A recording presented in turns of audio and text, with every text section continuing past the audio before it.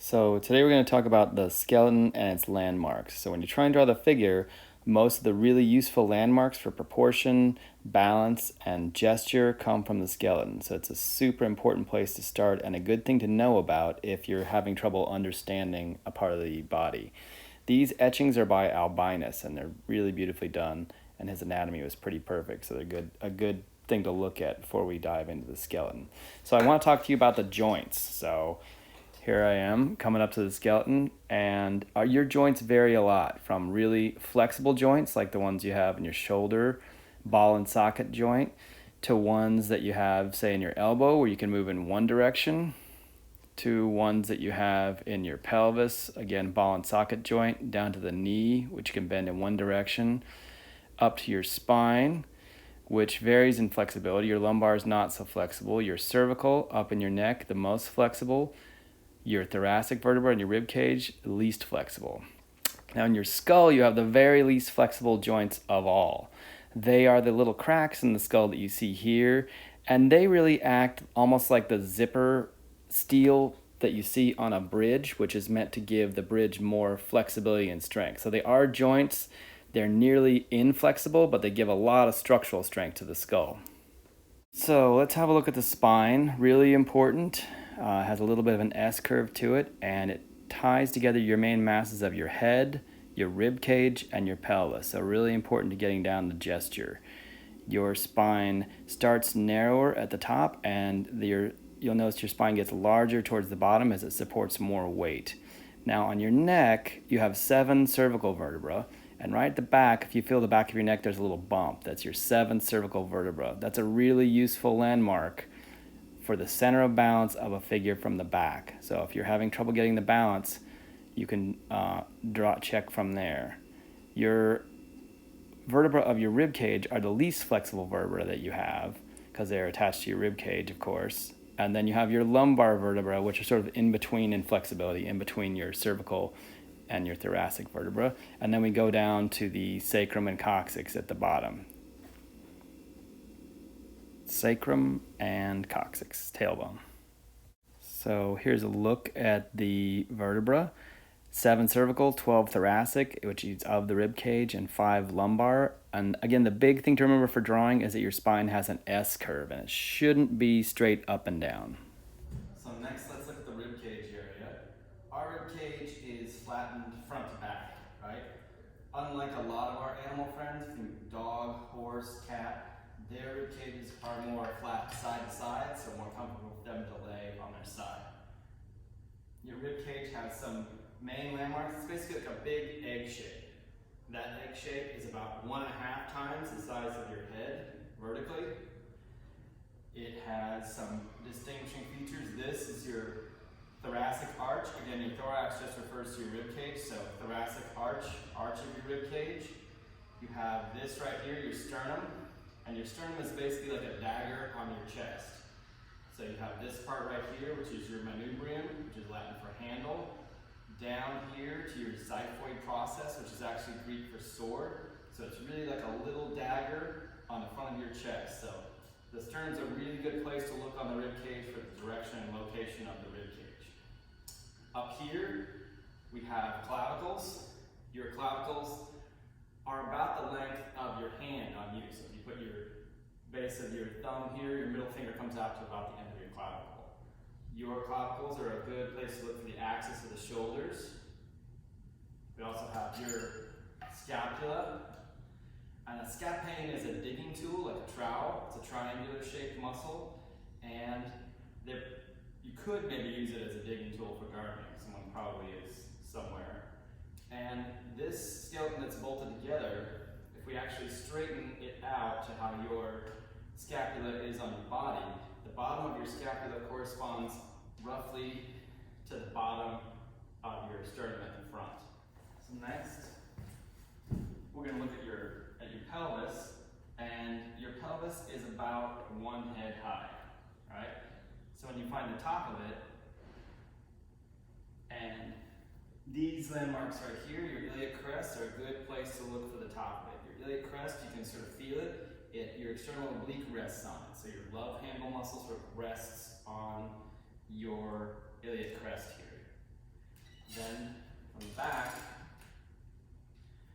we have the big landmarks, the sacral triangle. So your glutes originate along the back of your pelvis and sacrum here, ultimately insert to the back of your femur. So on both sides symmetrically, that's what makes that sacral triangle. So that triangle is a really good place to look for the direction and location of the pelvis from the back. So the pelvis, again, the crest at the top, about a head high. If you're trying to draw the pelvis, a good way to think of it is like two blades of a propeller and then turn them 90 degrees, because you have a larger blade here and a smaller blade here. We have our pelvic cavity, and at the back, we have our sacrum and coccyx. And your sacrum acts like the keystone of your pelvis. So if you take a bridge, the keystone is a little stone at the top in the middle that holds the two parts of the arch together. And your pelvis comes like that into your sacrum. So your sacrum rests in between these two main bones of your pelvis, just like a keystone. Next, we want to talk about the longest bone in your body, which is your femur. So your femur also has one of the most important landmarks, which is this, the great trochanter of your femur.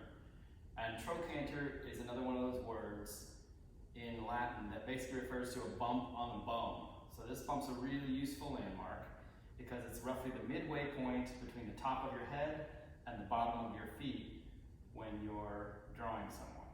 It aligns sort of with the bottom of the pelvis, pretty close, but easier to see a lot of the time. So this is a really useful landmark, and again, largest bone on your body. And since they connect at the outside on the hip, if you have your knees together, they're going to taper inward slightly. So if you're working on something like a bone or a muscle chart, you don't want to have them going straight up and down like a robot, but rather tapering inwards a little bit towards the knee. One bone to address quickly is your kneecap, or your patella. So your patella is a sesamoid bone, and sesamoid just means seed-shaped. Your kneecap is there like a fulcrum. It's like if you brace your arm to lift something, this acts a little bit like that to help where you need a little bit of extra leverage. You do have a small sesamoid bone in your thumb and in your big toe as well. And you'll notice your kneecap, if you put your hand on your knee and move your lower leg, your kneecap moves with your lower leg rather than staying stationary with your femur. So it's basically married to your tibia. So now we move down to the tibia and fibula. So your tibia is the larger bone, your shin bone. Your fibula, the smaller one, your ankle bone. They are, along with your foot skeleton, a little bit longer than you are from femur to pelvis, which is an important thing to remember. So tibia larger, fibula smaller. For drawing, another important thing is that inside ankle is higher, outside ankle is lower. The skeleton of the foot, in some ways similar to the skeleton of the hand. Some of the structural things are pretty similar. In your hand and the wrist, you have carpals. In your foot, you have tarsals. These little bones in here, in the arch of your foot, are tarsals. Then you have metatarsals in the flat of your foot, down to your phalanges. A phalanx is a little row of soldiers. So your phalanges are like the little soldiers you carry with you, and that refers to the bones in both your fingers and your toes. One of the biggest distinctions between the hand and foot skeleton is the calcaneus, the heel bone. So your gastrocnemius goes to your Achilles tendon and to your calcaneus ultimately. But this is like a big distinction between the hand and foot skeleton. So we come back up into the shoulder area. You have your clavicles, which are again like a good sort of axis point, although if you shrug, you can get your clavicles to move independently. So as an axis line at the top, it's a little bit more fallible than the axis of the pelvis. Since the pelvis is fixed, it always is going to stay on the same axis from one side to the other. So you have your clavicles, which are again about a hand long from the base of your thumb to the end of your middle finger. And you have your scapula. Again, scapane is a digging tool, like a trowel, so you probably could do some gardening with one of these if you have one around. And the front of your rib cage, the bottom of your sternum, is roughly the same height as your scapula from the back. So a lot of muscles from the shoulder actually attach in here in these little bumps. The chromium process of the scapula. Now we go to this is your humerus. This is the longest bone on your upper body. Goes from shoulder to your elbow.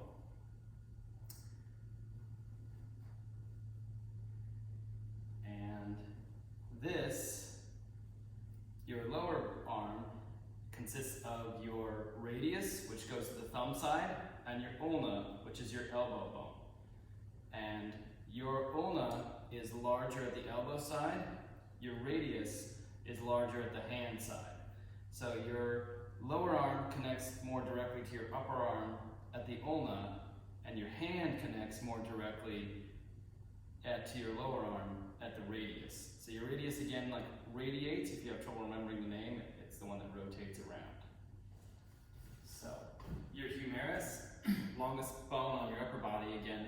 Your humerus at the bottom has these epicondyles. So your epicondyles are lateral and medial.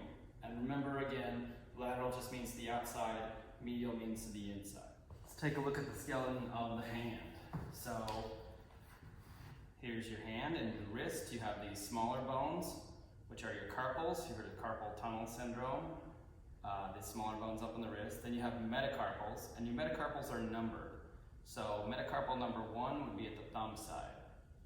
So these are your metacarpals. You have 5 of them. Down into phalanges, phalanx. Again, a little row of soldiers.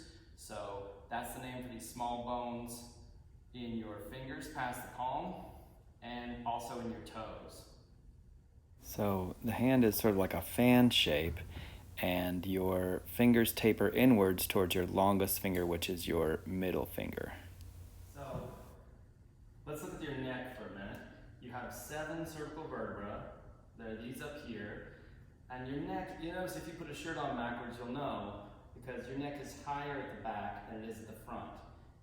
If you go down here to your 7 cervical vertebra, which is again a good place for balance from the back, and you look at the suprasternal notch, or the pit of your neck at your front, which is the same landmark. Again, really useful landmark because it's a center of balance from the front.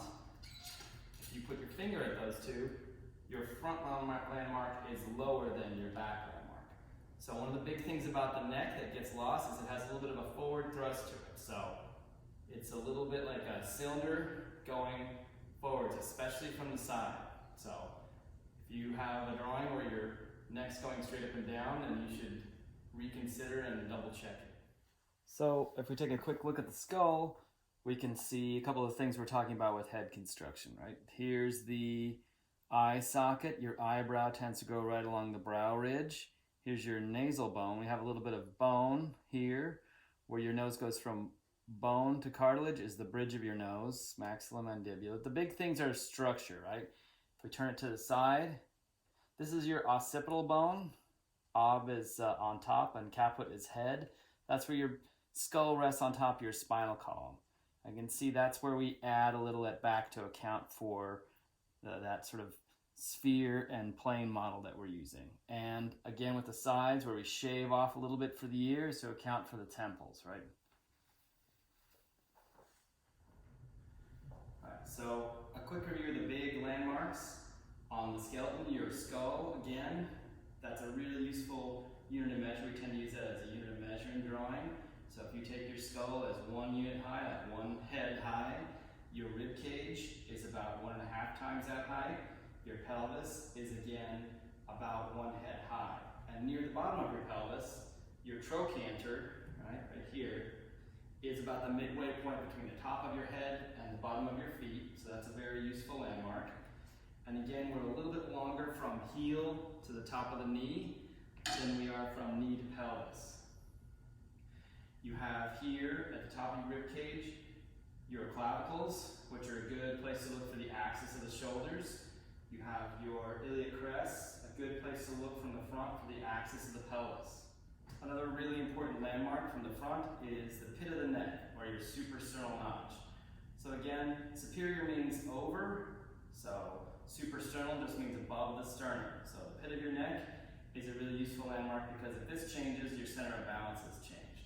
It's easy to move your head from side to side without changing your center of balance, but if this moves, then your balance is shifted.